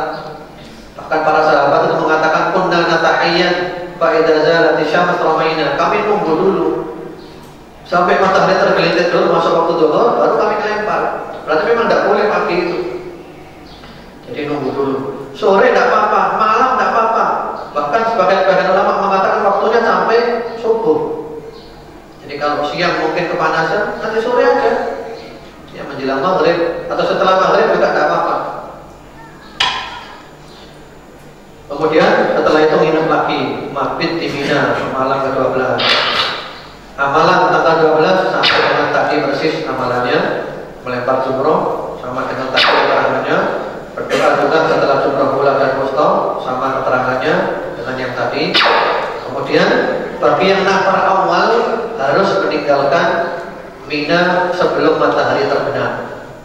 Jadi kalau mau nafar awal meninggalkan Mina sebelum matahari terbenam. Kalau matahari terbenam masih berada di Mina harus nginep lagi. Jadi kalau mau nafar awal harus meninggalkan Mina sebelum matahari terbenam. Kalau matahari terbenam masih berada di Mina harus nginep lagi. Ya. Itu bagi yang nafar awal. Kemudian kalau nafar tadi nginep lagi, berarti masih ada hari tanggal 13. Amalan tanggal 13 sama persis melempar 3 jumroh. Kemudian setelah jumroh ula dan wusta, dan setelah itu pergi meninggalkan Mina sebelum matahari terbenam, batas melemparnya sampai matahari terbenam. Karena setelah matahari terbenam tanggalnya sudah berubah, tanggal 14 nanti. Ya, ini khusus nafar tadi saja amalan tanggal 13. Setelah itu selesai. Setelah itu adalah terakhir tawaf wada sebelum pulang, pamitan. Ya, tawaf wada pakai baju biasa 7 kali putaran. Kalau orang haid tidak mengapa tidak tawaf wada. Dan biasanya paketnya adalah sekaligus ke Madinah. Dan di Madinah kita pergi ke masjidnya Rasulullah Muhammad Sallallahu Alaihi Wasallam, sholat di sana, ke Raudhah, taman surga antara rumahnya Nabi dengan mimbarnya Nabi Muhammad Sallallahu Alaihi Wasallam. Kita memberi salam, ziarah ke kuburannya Rasulullah Sallallahu Alaihi Wasallam, memberi salam kepada beliau, kepada sahabat Abu Bakar, kepada sahabat Umar. Assalamualaikum ayyuhan nabiyyu wa rahmatullahi wa barakatuh. Assalamualaikum ya Abu Bakar. Assalamualaikum ya Umar. Minimal begitu. Kalau kita mau doa yang panjang, salamnya Assalamualaikum ya Habibullah, Assalamualaikum ya Khalilullah, Assalamualaikum ya Nabiullah, juga boleh. Kemudian kita pergi ke Baqi, kuburannya para sahabat di sana, kita mendoakan para sahabat yang ada di sana. Kemudian pergi ke Masjid Quba, kita wudhu dari tempat kita ke Masjid Quba, sholat di Masjid Quba 2 rakaat, fadilahnya sama dengan umroh. Kemudian juga ziarah ke makam syuhada Uhud, para syuhada 70 sahabat yang gugur pada waktu perang Uhud, di antaranya paman Nabi Muhammad sallallahu alaihi wasallam, sahabat Hamzah, juga ada sahabat Mus'ab bin Umair. Kita memberi salam kepada mereka, kita mendoakan mereka. Itu yang kita kerjakan ketika berada di Madinah, di kotanya Rasulullah Muhammad sallallahu alaihi wasallam. Kemudian berikutnya, Bapak Ibu, saudara-saudara sekalian, saya akan lanjutkan saja dengan pertanyaan karena ini masih lama filmnya. Ini pertanyaan yang pertama, Ustaz, bagi jamaah haji tamattu ketika hendak ihram haji, di manakah mulai ihramnya? Apakah keluar Mekah dulu? Tidak. Jadi orang yang di tamattu itu ihramnya dari tempatnya masing-masing. Di tanggal 8 itu 8 Dzulhijjah dari tempatnya masing-masing, dari hotelnya masing-masing, dari apartemennya masing-masing. Jadi bukan pergi ke Tan'im, bukan pergi ke Ji'rana. Jadi dari tempatnya masing-masing. Jika wukuf jatuh pada hari Jumat, berarti di Arafah juga tidak ada sholat Jumat. Apakah demikian? Benar. Di Arafah tidak ada sholat Jumat. Di Arafah yang ada itu adalah sholat Zuhur dan Asar jamak qashar takdim. Jamak qashar takdim. Apakah ada hadis yang sahih dan sharih yang menyatakan bahwa kalau waktu wukuf di Arafah tanggal 9 Dzulhijjah bertepatan dengan hari Jumat, maka pahalanya sama dengan haji sebanyak 70 kali? Mohon penjelasannya, sebab keyakinan itu banyak beredar di masyarakat dan bahkan menyebabkan kebanggaan jika seseorang pergi haji dan wukufnya bertepatan dengan hari Jumat. Jazakumullah khairan. Memang benar, keutamaan wukuf hari Jumat itu ada. Tapi kalau dikatakan seperti haji 70 kali, tidak ada riwayat yang sahih seperti itu. Adapun kalau nama haji akbar, semua haji itu adalah haji akbar. Semua haji adalah haji akbar. Keutamaan wukuf hari Jumat itu adalah bertepatan hari mulia di dalam satu hari. Hari Arafah bertepatan dengan hari Jumat. Sore hari Arafah doa mustajab. Sore hari Jumat doa juga mustajab. Jadi ada keutamaannya seperti itu. Tapi kalau dikatakan haji akbar, tidak, semua haji adalah haji akbar. Atau dikatakan seperti haji 70 kali, juga tidak ada riwayatnya yang sahih. Apakah maksud nafar awal dan nafar tani? Nafar awal itu yang nginep di Mina cuma 2 malam. Jadi malam 11, malam 12. Jadi melempar jumrah cuma 2 kali, tanggal 11 dan 12. Setelah itu meninggalkan Mina, itu namanya nafar awal. Kalau nafar sani nginap 3 malam, melempar 3 kali. Malam 11, malam 12, malam 13, melemparnya tanggal 11, 12 dan 13. Itu namanya nafar awal dan nafar tani, dan dua-duanya boleh. Wa man ta'ajjala fi yawmin fala ithma alaihi wa man ta'akhkhara fala ithma alaihi liman ittaqa. Ustaz, bagaimana ada orang yang sholat di depan makam Nabi dan melakukan acara-acara tertentu di makam? Jadi kalau sholat itu ya kita menghadap kiblat ya, bukan menghadap ke kuburannya Nabi, menghadap ke kiblat, menghadap ke kiblat. Ustaz, kalau sudah mampu haji tapi dengan melihat sistem Departemen Agama yang tidak syar'i, jadi menunda keberangkatan haji karena tahun hajinya nanti bercampur dengan bercampur dengan riba, karena daftar sekarang berangkat 5 sampai 8 tahun lagi. Yang penting kita bayar sesuai dengan WNH. Kita bayar WNH kita ya di pemerintah. Sudah, soal mereka mau riba mau riba, yang dosa adalah mereka. Yang penting kita bayar sesuai dengan pembayaran haji. Dan kita menunggu tidak apa-apa, menunggu. Seandainya meninggal dunia pas menunggu tidak apa-apa, mudah-mudahan Allah telah mencatat kita meninggal dalam keadaan sudah haji karena niat kita. Namun haji dihajikan orang lain. Yang sudah kita bahas tadi namanya haji badal. Dihajikan orang lain, yang menghajikan adalah orang yang sudah pernah haji. Adakah dasar hukum yang menganjurkan umrah beberapa kali selama di tanah suci? Ini tidak ada sunnahnya. Yang sunnah itu sekali safar, sekali datang adalah sekali umrah. Itu aja. Adapun besok umrah lagi, besok umrah lagi, besok umrah lagi, tidak ada sunnahnya. Besok umrah untuk bapak, besok umrah untuk ibu, besok umrah untuk kakek, besok umrah untuk nenek, tidak ada sunnahnya. Nabi Muhammad SAW dan para sahabat tidak melaksanakan. Ibunda Aisyah contohnya. Ibunda Aisyah waktu itu haji bersama Nabi, mendekati Mekah datang haid, sehingga semuanya bisa haji dan umrah. Ibunda Aisyah tidak bisa ikut tawaf waktu itu karena haid. Lalu Ibunda Aisyah ingin, ya Rasulullah, semuanya bisa sempurna ya Rasulullah, sementara saya masih kurang sempurna karena saya tidak tawaf pertama datang. Lalu Ibunda Aisyah diizinkan oleh Rasulullah untuk umrah. Ibunda Aisyah saja ditemani oleh saudaranya namanya Abdurrahman. Dan saudaranya Abdurrahman itu hanya menemani saja, tidak ikut umrah. Kalau seandainya disunahkan umrah 2 kali, tentu Abdurrahman itu ada apa menemani saja. Tentu dia juga umrah lagi kan. Namun ini kasus untuk Aisyah saja, kasusnya seperti itu. Jadi tidak ada sunnahnya umrah beberapa kali, tidak ada sunnahnya. Kita harus meniru siapa? Jadi kita capek, kita payah. Sekali safar, sekali umrah. Kalau tamattu ya tamattu saja. Kalau ifrad ya ifrad saja. Kalau ifrad berarti tanpa umrah, haji saja. Bolehkah daftar haji untuk segera mendapatkan porsi dengan dana talangan haji? Boleh. Jadi daftar haji ikut. Maksudnya dana talangan gimana ini? Kalau utang jangan ya. Kalau utang jangan. Haji itu jangan utang. Kalau mampu haji, tidak mampu nggak usah haji. Tapi nunggu mampu. Orang yang utang saja kalau haji diajarkan untuk bayar utangnya. Niat haji badal bagaimana Ustaz? Niatnya mudah, niat aja. Jadi kalau kita mau menghajikan orang, ketika kita talbiyah kita ucapkan, yang kita sebutkan namanya boleh. Labbaika umratan an fulan. Ya Allah, saya mau umrah ini atas nama si fulan. Labbaika hajjan an fulan. Kalau kita tidak tahu namanya, labbaika umrah amman ala bani.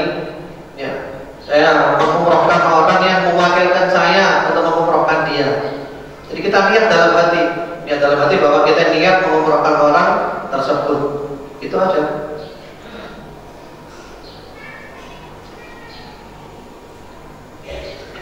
Ustaz, kenapa Hijr Ismail tidak dibangun lagi disatukan dengan Ka'bah? Ya hikmahnya alhamdulillah, hikmahnya sudah jelas. Sehingga kita memungkinkan untuk sholat di dalamnya Ka'bah. Karena kalau dibangun tertutup kita tidak bisa sholat di dalam Ka'bah, hanya orang-orang tertentu saja. Itu hikmah dari Allah. Dijadikan Hijr Ismail itu tidak dibangun seperti itu. Kalau dulu sejarahnya ketika pembangunan Ka'bah uangnya itu kurang, dananya kurang, tidak cukup. Karena mereka mensyaratkan dananya harus dana yang benar-benar steril, uang yang benar-benar bersih. Uang yang tidak bersih tidak boleh. Ternyata dananya kurang. Hanya dibangun yang persegi 4 saja, selebihnya dibangun pendek seperti itu. Dan ternyata hikmahnya jelas sekarang. Hikmahnya kita bisa sholat di dalamnya Ka'bah. Kalau dibangun tinggi kita tidak bisa sholat di dalamnya Ka'bah. Bolehkah bagi kami yang belum mampu agar bisa berhaji ikut mendaftar lewat dana talangan haji? Dan bagaimana juga hukum menabung di tabungan haji yang ada di bank-bank sekarang ini? Kalau tanpa riba boleh ya. Kalau utang jangan. Kalau nabung tanpa riba boleh. Kalau ada ribanya, ada bunganya jangan. Jadi nabung, kalau ada bunganya jangan. Jadi kita nabung sesuai dengan ongkos 30 juta, 30 juta. Jangan dicampur dengan riba. Kalau ada ribanya jangan dihitung itu. Jangan dihitung. Kalau diberikan ke kita ribanya, bunganya, maka bunga itu kita pergunakan untuk maslahat umum. Membangun jalan umum, beli lampu-lampu di jalanan umum, untuk umum-umum. Dan kita tidak mendapat pahala daripadanya, sekedar kita membebaskan diri dari uang itu.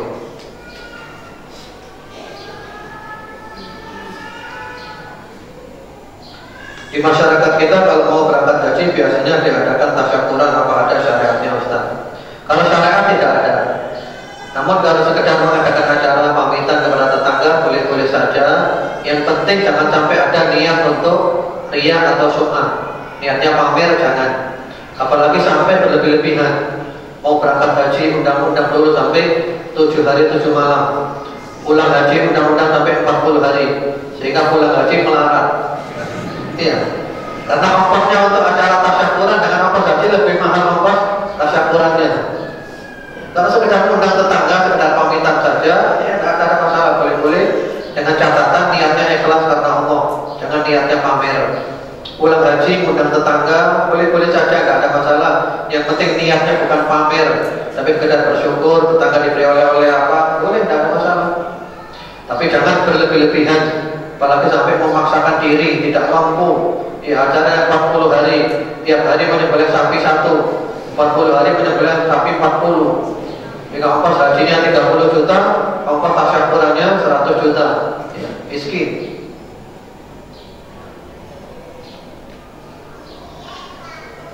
Urutan doa saat tawaf yang benar mulai pertama sampai ke-7 apa saja Ustaz? Tidak ada urutannya, bebas. Tidak bebas. Terserah. Kalau mau tadi misalnya mau diurutkan supaya tertib aja.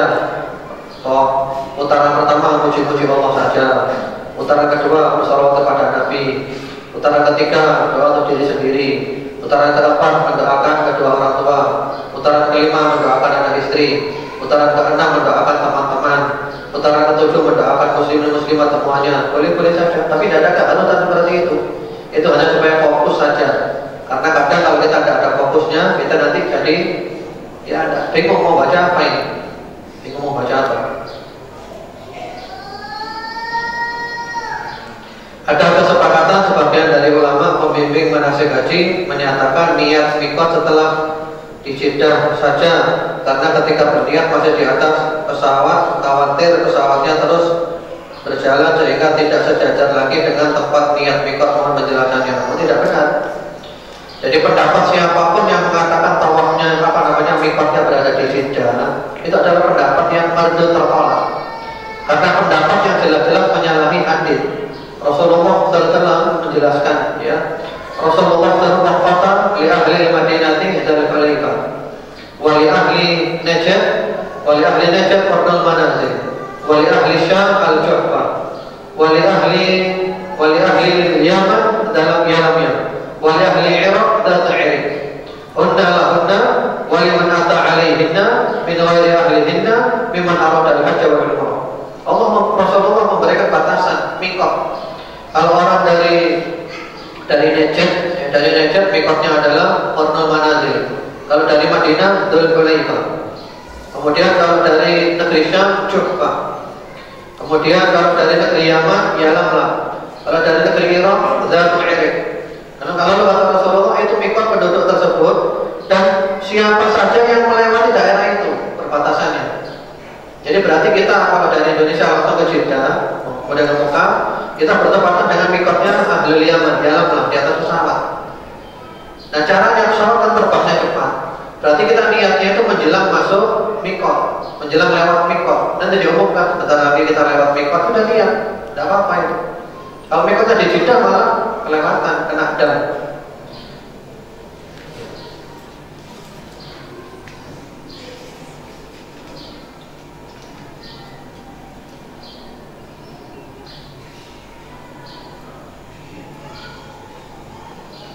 Ini pertanyaannya sudah habis, saya teruskan. Tinggal ada waktu 5 menit. Filenya saya teruskan atau saya tutup aja dengan tanda orang yang hajinya mabrur. Tanda orang yang hajinya mabrur tadi telah disebutkan, yaitu pulang dari haji dia menjadi orang yang lebih baik lagi. Ada nasihat dari salah seorang tabi'in Al-Hasan Al-Basri rahimahullah ta'ala. Beliau mengatakan tanda orang yang hajinya mabrur, al-hajjul mabrur an yarji'a zahidan bid dunya raghiban bil akhirah. Haji yang mabrur itu adalah pulang dari haji dia menjadi orang yang zuhud terhadap dunia dan cinta akhirat. Pulang dari haji zuhud terhadap dunia dan cinta akhirat. Sebagian salafus saleh mengatakan alamatu barril hajj an yazdada ba'dahu khairan wa la yu'awid al-ma'asi ba'da ruju'ihi. Tanda haji yang mabrur adalah setelah pulang dari haji bertambah kebaikannya dan tidak melakukan maksiat lagi setelah pulang dari haji. Karena itu orang yang pulang dari haji adalah orang yang melaksanakan kewajiban-kewajiban dengan baik dan sempurna, meninggalkan larangan-larangan dari Allah Subhanahu wa taala, mengamalkan amalan-amalan yang disunnahkan oleh Rasulullah Muhammad sallallahu alaihi wasallam. Orang yang pulang dari haji, dia rajin melakukan muhasabah mata. Apakah matanya telah difungsikan dengan baik atau tidak? Muhasabah telinganya, muhasabah mulutnya, muhasabah tangannya, muhasabah kakinya, muhasabah anggota tubuhnya, dan muhasabah hatinya. Orang yang pulang dari haji, akhlaknya kepada Allah menjadi baik. Kalau dia orang tua, dia berubah menjadi orang tua yang baik kepada anak-anaknya. Kalau dia adalah anak, dia berubah menjadi anak yang berbakti kepada kedua orang tuanya. Orang yang hajinya mabrur, kalau dia adalah guru, dia menjadi guru yang baik bagi murid-muridnya. Kalau dia adalah seorang murid, dia menjadi murid yang baik kepada guru-gurunya. Kalau dia adalah seorang suami, dia menjadi suami yang baik pulang dari haji. Kalau dia adalah istri, jadi istri yang salihah setelah pulang dari haji. Kalau dia mempunyai kerabat, punya famili, setelah pulang dari haji dia menyambung tali silaturahim dan tidak lagi memutuskan tali silaturahim. Kalau dia menjadi atasan, maka dia baik kepada bawahannya. Kalau dia menjadi bawahan, dia kerja dengan baik untuk atasannya. Tanda haji mabrur, dia baik kepada sesama muslim, dia menjadi manusia yang bermanfaat. Khairun nas anfa'uhum linnas, manusia terbaik adalah manusia yang lebih bermanfaat kepada orang yang lainnya. Kemudian juga kepada semua manusia dia baik, bahkan kepada lingkungan dia baik. Tanda orang yang hajinya mabrur itu diantaranya tidak membuang polusi yang ganggu orang lain. Kalau dia punya kendaraan, knalpotnya tidak ganggu orang lain. Dia tidak merokok, karena merokok merusak dirinya dan juga ganggu asapnya orang lain, dan seterusnya. Itulah tanda haji mabrur. Demikian keterangannya agak cepat karena waktu kita terbatas, dan sekaligus ada pengumuman bahwa insya Allah kita ada pengajian rutin di sini, gantinya pengajian di As-Salam. Jadi pengajian di As-Salam hari Ahad kita pindah ke Masjid An-Nur, rutin tiap hari Ahad jam 8 sampai jam 10. Materinya juga ada perubahan. Materinya adalah jam 8 sampai jam setengah 9, setengah jam kita bahas Riyadhus Shalihin, melanjutkan kajian Riyadhus Shalihin yang ada di As-Salam. Melanjutkan, bukan mulai dari awal. Kemudian setelah itu jam setengah 9 sampai setengah 10, 1 jam kita akan membahas tafsir, karena kita masih kurang kajian tafsir, kurang. Jadi setengah jam pertama Riyadhus Shalihin, lalu 1 jam tafsir, dan kita mulai dari awal Al-Quran. Kita mulai dari Al-Fatihah, Al-Baqarah, Al-Imran, An-Nisa, dan seterusnya. Setelah itu setengah jam berikutnya adalah tanya jawab. Jam setengah 10 sampai jam 10 tanya jawab, dan insya Allah rutin kajian kita mulai Ahad depan. Bagi yang belum tahu mohon diberitahu. Jadi sekali lagi, kita ada pengajian rutin di masjid ini tiap hari Ahad pagi jam 8 sampai jam 10. Jam 8 sampai setengah 9, setengah jam Riyadhus Shalihin serta syarah-syarahnya. Setengah 9 sampai setengah 10 tafsir Al-Quran. Jadi diharapkan Bapak Ibu bawa Quran terjemahan atau bawa tafsir Ibnu Katsir. Yang bagus itu adalah Sahih Tafsir Ibnu Katsir. Ada terjemahannya, silakan beli jilid 1 Sahih Tafsir Ibnu Katsir yang diterbitkan oleh Pustaka Ibnu Katsir. Kemudian saya gabung juga dengan tafsir As-Sakti yang juga sudah ada terjemahannya. Insya Allah semoga bermanfaat. Kurang lebihnya saya mohon maaf. Di samping juga kajian Ba'dal Maghrib rutin tetap seperti biasa ya. Ba'dal Maghrib yang kita kasih adalah ensiklopedi larangan, kita lanjutkan yang lalu. Semoga kajian ini bermanfaat. Allah menjadikan kita istiqomah dan umur kita ditutup dengan husnul khotimah, dan semoga para jamaah haji semuanya dimudahkan berangkat haji oleh Allah Subhanahu wa taala, mulai dari berangkat sampai pulang menjadi haji yang mabrur, dosa-dosanya diampuni oleh Allah Subhanahu wa taala, dan mendapat balasan surga dari Allah Subhanahu wa taala. Allahumma amin. Subhanakallahumma wa bihamdika asyhadu an la ilaha illa anta astaghfiruka wa atubu ilaik. Assalamualaikum warahmatullahi wabarakatuh.